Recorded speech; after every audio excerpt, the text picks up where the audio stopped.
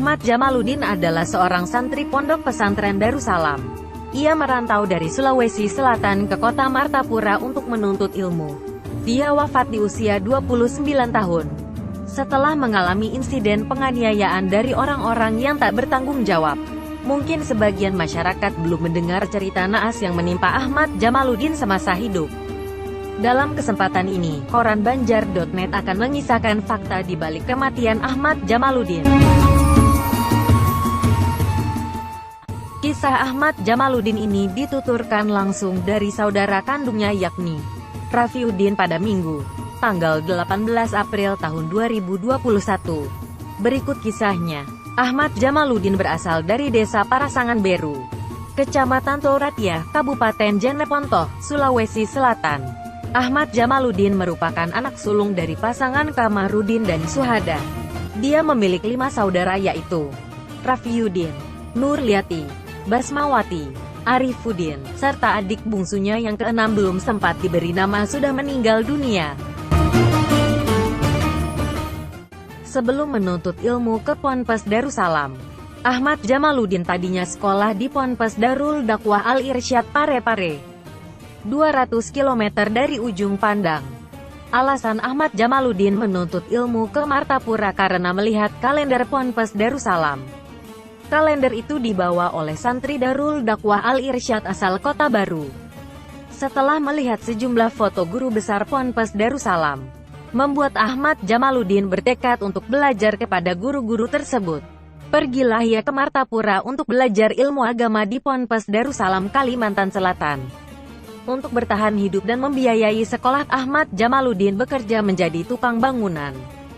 Dari sinilah awal kisah Ahmad Jamaluddin mengalami penderitaan berupa fitnah, penganiayaan hingga tewas.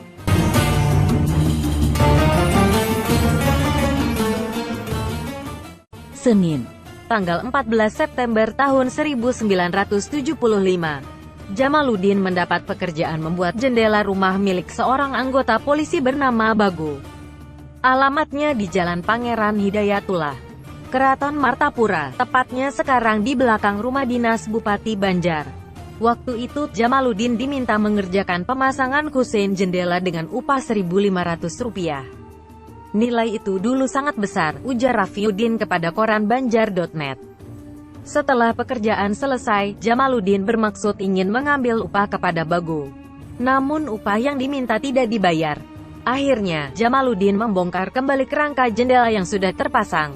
Sewaktu membongkar, Jamaluddin sempat diteriaki maling, kata Rafiuddin. Kemudian, Senin malam, tanggal 14 September tahun 1975, bertepatan dengan 10 Ramadan 1395 Hijriah. Jamaluddin pergi dari rumah menuju Masjid Al-Karomah untuk melaksanakan sholat Isya dan Tarawih. Tepat di lokasi SPBU Martapura, sekarang terminal angkutan kota, sekitar simpang 4 lampu merah arah Pasar Martapura. Jamaluddin dihadang sekelompok makelar taksi, kemudian mereka langsung mengeroyok Jamaluddin. Para makelar taksi itu memukuli Jamaluddin, termasuk salah seorang bernama Muas. Tetapi Jamaluddin punya keahlian bermain silat, sehingga sulit dikalahkan. Lalu dari arah belakang, seorang memukul dengan kayu balok panjang, sehingga Jamaluddin roboh, ungkapnya. Setelah roboh, Jamaluddin bukannya dibawa ke rumah sakit melainkan dibawa ke kantor polisi. Sampai di kantor polisi, Jamaluddin disiksa lagi oleh oknum-oknum polisi, termasuk Bago ikut di dalamnya. Sementara itu, Rafiuddin menunggu kepulangan Jamaluddin di rumah. Namun sampai keesokan harinya, Selasa, tanggal 15 September tahun 1975, Jamaluddin tak kunjung pulang. Saya mengira, mungkin dia sedang melaksanakan sholat tarawih di musala Guru Ijai sekumpul di keraton, katanya. Selasa pagi, Rafiuddin melintas di Jalan Sasaran Kelurahan Keraton Martapura, tempat wantilan papan atau pedagang papan. Saat itu ia berpapasan dengan Bago. Kemudian Bago memanggil dirinya dan bertanya, "Di mana kakak Ikam?" Saya berpikir, kenapa dia tahu, ujarnya. Lalu, Rafiuddin berbincang sebentar, dan Bago memberitahu bahwa kakaknya, Jamaluddin ditangkap polisi karena mengamuk di pasar. Itu kan politik orang jahat, katanya. Raffiuddin bergegas menuju ke kantor polisi. Namun saat melintas di depan rumah sakit, dia melihat dua orang polisi sedang membawa Jamaluddin dan mengenali sarung bugis yang dikenakan. "Ini sarung kakak saya, dia kenapa? Kenapa dibawa ke rumah sakit?" tanya saya, dan kedua polisi itu tidak bisa menjawab. Selasa menjelang maghrib, Jamaluddin menghembuskan nafas terakhir di RSUD Ratu Zaleha. Raffiuddin bergegas mengabarkan kejadian itu kepada Tuan Guru Abdul Qodir di Ponpes Darussalam. Berikutnya Tuan Guru Abdul Qodir memberitahukan kepada Tuan Guru Badruddin atau Guru Ibad. Karena waktu itu Guru Ibad menjabat sebagai Ketua Umum Yayasan Ponpes Darussalam. Tuan Guru Abdul Qodir sempat kaget mendengar Jamaluddin meninggal. Sidin bertakun, "Kenapa?" Kenang Raffiuddin. Jenazah Jamaluddin diminta Guru Ibad dikerjakan di Aula Darussalam dan disolatkan di Masjid Al-Karomah. Yang memandikan jenazah saat itu Guru Ijai Sekumpul dan Guru Ibad Imbu Raffiuddin. Setelah seminggu Jamaluddin dimakamkan, Raffiuddin dipanggil Guru Ibad. Dia disuruh pada hari Jumat ke makam Jamaluddin.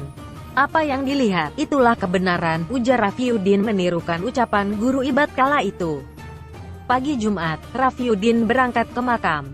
Saat itu banyak sekali orang ziarah dan membuatnya tak bisa lagi mengenali makam kakaknya.